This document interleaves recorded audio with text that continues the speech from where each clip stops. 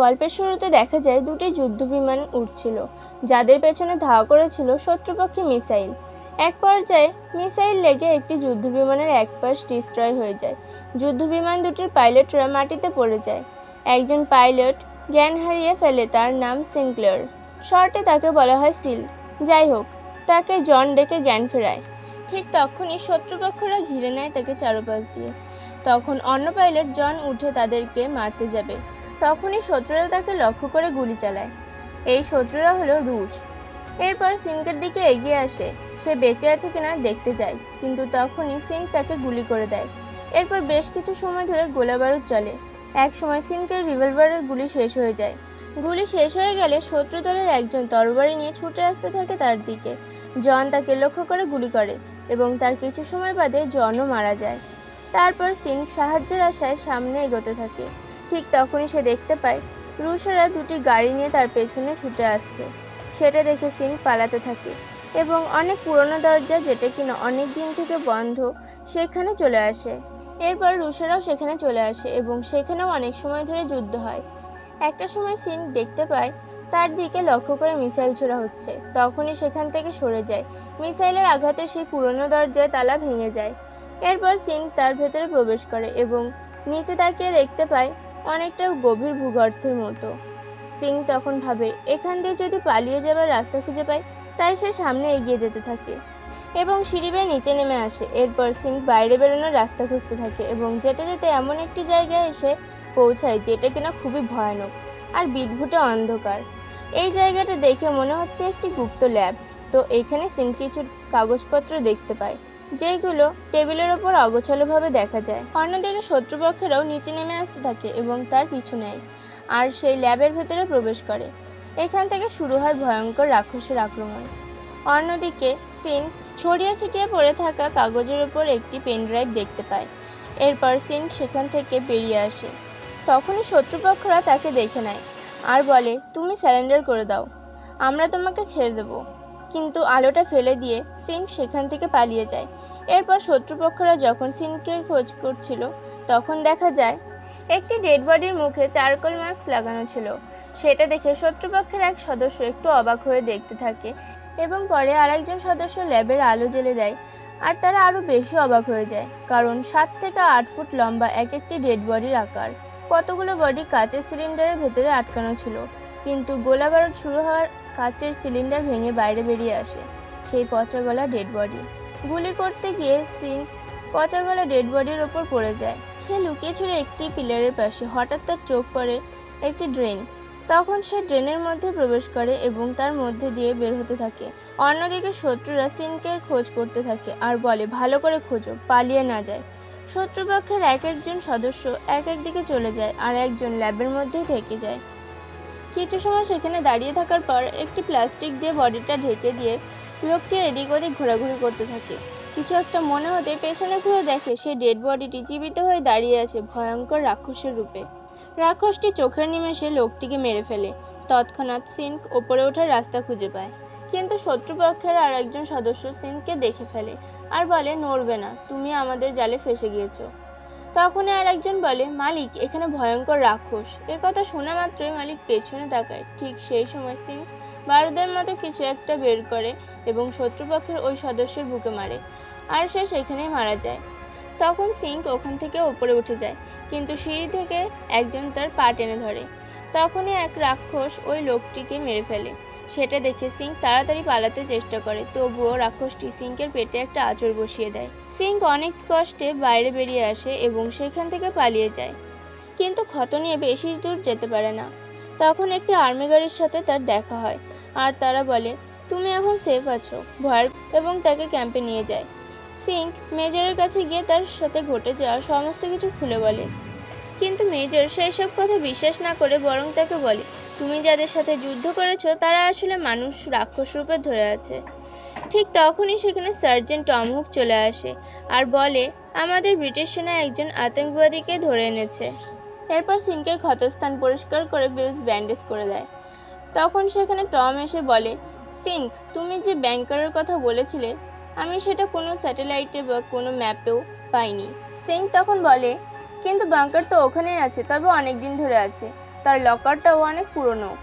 আর দরজায় কিছু অন্যরকম লেখা। সিঙ্ক একটি চার্টের ওপর সেই ভাষায় লেখা দেখায়।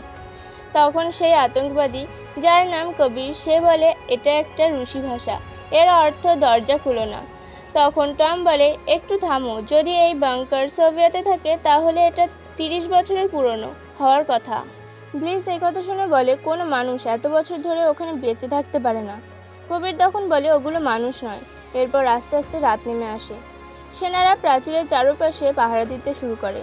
অন্যদিকে সেই পুরনো ল্যাবের মধ্যে মানুষরূপী ভয়ঙ্কর রাক্ষস কাচের সিলিন্ডার ভেঙে বাইরে বেরিয়ে আসতে থাকে। এদিকে এভারেট প্রাচীরের পাশে দাঁড়িয়ে পাহারা দিচ্ছিল। তখন সেখানে সেরানো আসে আর এভারেটকে বলে, তোমার বিশ্রাম করার সময় হয়ে গিয়েছে, তুমি এখন যাও।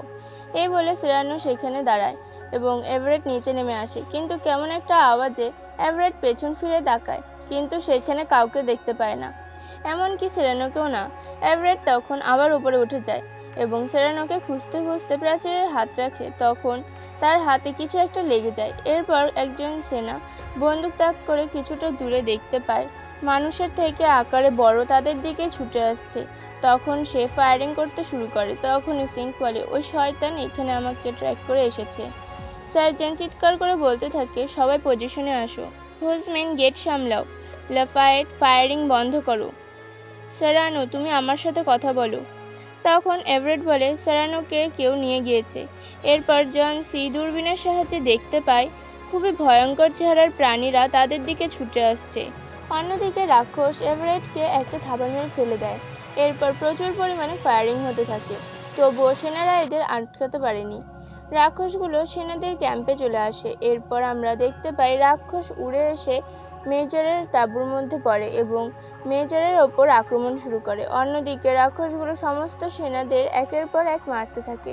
একটা রাক্ষস সিঙ্ক আর কবির যেই ক্যাম্পে ছিল সেইখানে ঢুকে পড়ে এবং সিঙ্ককে ধরে সিঙ্কের গলা তার লম্বা জিভ দিয়ে পেঁচিয়ে ধরে আর চোখ থেকে সরু কিছু একটা বের করে সিঙ্কের স্মৃতিশক্তি নিতে যায়। তখনই কবির একটা চাকু দিয়ে জিভগুলো কেটে দেয়, তারপর রাক্ষসটিকে মেরে ফেলে। এরপর একজন সেনা হিউজকে বলতে থাকে, ওটাকে মারো। সে কথা বলতে বলতে হিউজের মাথাটা কেটে নেয় রাক্ষসটি। হিউজের হাতে থাকা মেশিন গানটি চারিদিকে ঘুরতে থাকে আর অনবরত গুলি চালাতে থাকে। এর ফলে সমস্ত জায়গাতে আগুন লেগে যায় এবং গোলা বারুদের বিস্ফোরণ হতে থাকে। এরপর রাক্ষসের আক্রমণ কিছুটা সময় থেমে যায়। অন্যদিকে ক্যাম্পের ভেতরে মেজরের সাথে রাক্ষসের যুদ্ধ চলতে থাকে। তখন সার্জেন্ট আর বেলস দুজনে মিলে মেজরকে নিয়ে আসে। তখন আরেকটি রাক্ষস তাদের সামনে চলে আসে। সেটা দেখে সবাই গুলি চালাতে থাকে, কিন্তু গুলি যেন ওর কিছুই করতে পারে না। তখন সিঙ্ক একটি লোহার রড নিয়ে রাক্ষসটির কাঁধের ওপর উঠে মাথায় মারতে থাকে। রাক্ষসটি সিঙ্ককে এক ঝাটকা মেরে ফেলে দেয়। তখন বেলস খুব কাছ থেকে রাক্ষসের মাথায় গুলি করে মেরে ফেলে। তারপর তারা সবাই বাঙ্কের ভেতরে ঢুকে পড়ে, দরজা বন্ধ করে দেয় এবং কিছু সময়ের জন্য সেফ থাকে সবাই। এরপর কবিরের কাছ থেকে পরিচয় জানতে চায় সার্জেন্ট, কিন্তু কবির নিজের পরিচয়ের সাথে তার জীবন কাহিনীও কিছুটা বলে, যে কথাগুলো জুড়ে আছে এই রাক্ষসের সাথে। তো যাই হোক, এরপর দেখা যায় সকালবেলায় যখন তারা সবাই বাইরে আসে তখন তারা একটু অবাক হয়ে যায়, কারণ রাত্রে রাক্ষসরা আক্রমণ করেছিল, শুধুমাত্র সেই চিহ্নগুলোই আছে, কিন্তু সেনাদের মৃতদেহগুলো নেই, সেগুলো রাক্ষসেরা নিয়ে গিয়েছে। একটু বাদে সার্জেন্টকে ডাকে একজন সেনা আর বলে, এই পচাগলা রাক্ষসের বডিটা জেনারেটরের পেছনে পেয়েছি, শুধুমাত্র এই বডিটাই রেখে গিয়েছে।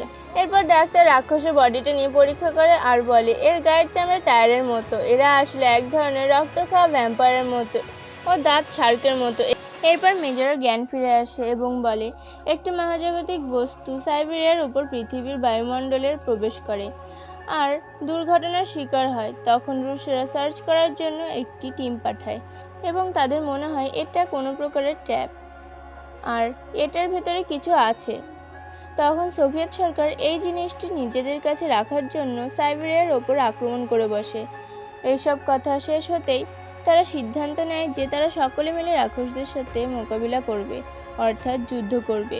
কথা শেষ হতে না হতেই বেডের উপরে থাকা রাক্ষসটি ফের সিঙ্কের উপর আক্রমণ করে, গলায় জিভ দিয়ে পেঁচিয়ে ধরে, স্মৃতিশক্তি নেওয়ার চেষ্টা করে। তখন কবির আবার একটি চাকু নিয়ে রাক্ষসের জিভ কেটে দেয় আর তখন মেজর একটি বোম নিয়ে রাক্ষসটিকে জড়িয়ে ধরে আর বিস্ফোরক হয়ে ছিন্ন বিচ্ছিন্ন হয়ে যায় রাক্ষসের বডিটা। তার সাথে মেজরও মারা যায়। এরপর সার্জেন্ট কবিরের হাতের বাঁধনটা কেটে দেয় আর বলে আজ থেকেও আমাদের সাথে থাকবে। এরপর তারা সেই রাক্ষসের ডেরায় যাওয়ার সিদ্ধান্ত নেয় এবং সবাই বেরিয়েও পড়ে। ডেরায় পৌঁছে প্রত্যেকে পজিশনে দাঁড়িয়ে পড়ে এবং আস্তে আস্তে ভেতরে প্রবেশ করতে থাকে। গেটের দুপাশে লাফায়েত আর ডেভিড দাঁড়িয়ে পাহারা দেয়। ভেতরে গিয়ে সিনকের গলায় লকেট পরে থাকতে দেখা যায়, সেটাই তুলে দিচ্ছিল হুক। তখনই একটা রাক্ষস এসে হুককে নিচে নিয়ে যায়। তখন সবাই ভয় পেয়ে বাইরে বেরিয়ে আসে এবং পালিয়ে যেতে চায়। তখনই হুকের গলার আওয়াজ শুনতে পায় সিনক্লেয়ার। এরপর তারা সবাই ভেতরে যাবার সিদ্ধান্ত নেয়। গাড়ির সাথে লিফটের তার জুড়ে দেয় আর খুব দ্রুত গতিতে নিচে নামতে থাকে। বিলস থাকে গাড়িতে।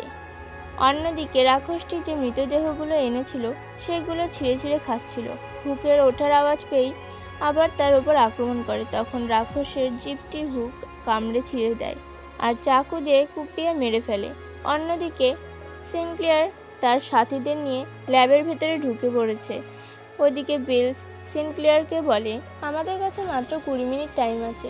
এইমাত্র রুশেরা ফোনে জানিয়ে দিল তারা মিসাইল নিয়ে আসছে। এই ল্যাব থেকে তাদের বেরিয়ে যেতে হবে খুব তাড়াতাড়ি। এরপর তারা সবাই ল্যাবের ভেতরে ঢুকে যা দেখতে পেল তা দেখে হতভম্ব হয়ে গেছে। এরপর সিনক্লেয়ার ল্যাবের আলো জ্বেলে দেয়। তখন তো আরও বেশি ভয় পেয়ে যায়। তখন আবার বিলস ফোনে জানায় আর মাত্র 17 মিনিট আছে। তারপর দেখা যায় উপরে বিলসকে দুষ্কৃতীরা আক্রমণ করে আর এদিকে কাচের সিলিন্ডার ভাঙার আওয়াজ শোনা যায় একের পর এক। তারপর রাক্ষসের আক্রমণ শুরু হয়। তখন ডেভিড রেড বাটন অন করে যাতে বিলস আবার লিফট টেনে উপরে তুলে নেয়, কিন্তু সেটা আর সম্ভব হলো না কারণ বিলস তখন দুষ্কৃতীর সাথে যুদ্ধ করছিল। এরপর ল্যাবের মধ্যে আরও অনেকগুলো রাক্ষস আক্রমণ শুরু করে। তারা সবাই একটা রুমের মধ্যে ঢুকে দরজা বন্ধ করে সবাই মিলে চেপে ধরে আছে। জনস তখন হুকিকে বলে তুমি সবাইকে নিয়ে চলে যাও, আমি তোমাদের ঠিক পেছনে থাকবো। যাও, তোমরা তাড়াতাড়ি যাও। এই রাক্ষসগুলো মানুষের স্মৃতিশক্তি হরণ করে, মানুষের মতো বুদ্ধি খাটিয়ে চলার চেষ্টা করে। তাই এখানে দেখুন এরা দরজাটা যেভাবে ঘুরিয়ে বন্ধ করেছে ঠিক তার উল্টো দিকে ঘুরিয়ে খোলার চেষ্টা করছে রাক্ষসরা। এরপরে সবাই চলে যেতে থাকে, কিন্তু লাফায়েতকে না দেখে হুক আবার নিচে নেমে যেতে থাকে। তখন দেখা যায় লাফায়েতকে একটা রাক্ষস এসে ঠেলে একটা রুমে নিয়ে যায়। তারপর তার সাথে বেশ সময় ধরে যুদ্ধ হয় এবং সেই রাক্ষসটাকে মেরে ফেলে, কিন্তু তার পেছন থেকে এসে তাকে আক্রমণ করে অর্থাৎ মেরে ফেলে। এরপর সেখানে হুক এসে পৌঁছায়। তখন হুকের সাথে একইভাবে যুদ্ধ করতে থাকে। অন্যদিকে লিফটে আক্রমণ করে তারা তখন ফায়ারিং শুরু করে আর বাংকারের উপরে বিলস রুশদের সাথে একা যুদ্ধ করছে। এদিকে জনস আর ধরে রাখতে পারছিল না, তখন সে দরজাটা ছেড়ে দিতে বাধ্য হয়। জনস বুঝতে পারে আর মনে মনে ভাবে যে এদেরকে আসতে দিলে সবাই মারা যাবে। তাই সে একটা বোমা নিয়ে তাদের দিকে ছুটে যায় আর অতি ভয়ঙ্করভাবে ব্লাস্ট হয়। আর সেটা দেখে হুক একটা রুমে ঢুকে পড়ে এবং দরজা বন্ধ করে দেয়। আর লিফটের যারা ছিল তারাও গুটিসুটি মেরে এক জায়গায় শুয়ে পড়ে। আর এই ব্লাস্টে লিফটের কপিকলের চাকার উপরে একটা বড় রড পরে আটকে যায়, তা কেউ বুঝতে পারে না। এদিকে কোনো রকমে বিলস লিফটটাকে চালু করে দেয়, কিন্তু লিফট তো ওঠেই না, বরং গাড়ি গড়াতে থাকে। তা দেখে বিলস কত চেষ্টা করে গাড়িটা থামাবার, কিন্তু সেটা আরও তাড়াতাড়ি ভেতরে যেতে থাকে। আর এদিকেও লিফটের রাক্ষসেরা আক্রমণ শুরু করেছে। যুদ্ধ করতে করতে একটা রাক্ষস ডেভিডের মাথার পেছন দিয়ে হাত ঢুকে মুখ দিয়ে বের করে দিয়েছে। এইদিকে বিলস গাড়িটা আর না রাখতে পেরে সরে যায় আর গাড়িটা লিফটের দিকে গড়িয়ে যেতে থাকে। তখন সে শত্রুদের কাছে আত্মসমর্পণ করে। আর এইদিকে লিফটে একটা রাক্ষস আক্রমণ করতে আসে আর তাকে কবির চিনতে পারে। সে হলো কবিরের বাবা। ওই রাক্ষসের হাতের ঘড়িটা দেখে সে চিনতে পারে। তাই সে সিনক্লেয়ারকেও বলে তুমি লিফটের থেকে বেরিয়ে যাও, কারণ গাড়িটা তখন লিফটের উপরেই পড়বে। তাই সে বারবারে সিনকে বেরিয়ে যেতে বলে। সিন সেখান থেকে বাইরে লাফিয়ে পড়তেই সব শেষ। তারপর হুক রুম থেকে বেরিয়ে আসে আর সিনক এবং হুক দুজনেই উপরে উঠে আসে। আর এইদিকে বিলস শত্রুদের হাতে ধরা পড়ে এবং শত্রুদেরকে মেরে ফেলার প্ল্যান করে। তখনই সিনক আর হুক গুলি করে শত্রুদের মেরে ফেলে। তখনই তারা উপরে একটা বিমান আসতে দেখে। তারা একটা গাড়ি নিয়ে সেখান থেকে তাড়াতাড়ি পালাতে শুরু করে আর বিমানটি একটা মিসাইল রাক্ষসের বাংকারের ওপর ফেলে আর ভয়াবহ বিস্ফোরণ ঘটে। চারিদিক ধুলোয় অন্ধকার হয়ে যায়। এদিকে বিলস, হুক আর সিনক্লিয়ার অন্ধকারে না দেখতে পেয়ে মাঝ রাস্তায় গিয়ে থেমে যায় এবং গাড়ি থেকে নেমে অবাক হয়ে দেখে আর তাদের গাড়িটাও খারাপ হয়ে যায়।